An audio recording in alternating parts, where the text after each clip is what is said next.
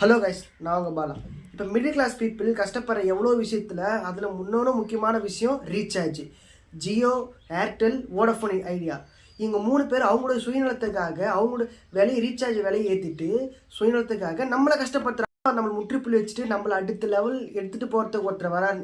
அதுதான் யாருன்னா டாட்டாவும் எஸ்எல் இருக்காங்க. அவங்க டாட்டா கை கோக்குறாரு, அது எல்லாருக்குமே தெரியும். அதை தாண்டி இன்னொரு சஸ்பென்ஸ் உங்களுக்கு நான் வச்சுருக்கேன், அதுதான் ஸ்டார்லிங்க். எலான் மஸ்க் இதில் என்ட்ரு வராரு. இப்போ நார்மலாக இன்டர்நெட் ஸ்பீடு வந்து எவ்வளோ இருக்கும்? 100 Mbps தான் இருக்கும். ஆனால் எலான் மஸ்க் கொடுக்குற அந்த ஸ்டார்லிங்கோட Mbps எவ்வளோ இருக்கும்னா கிட்டத்தட்ட அப் டு 250 Mbps ஸ்பீடு வரை இருக்கும். இல்லை எந்த ஃபாஸ்ட் எந்த போனாலும் உங்களுக்கு அந்த நெட்வொர்க் கிடைக்குங்க.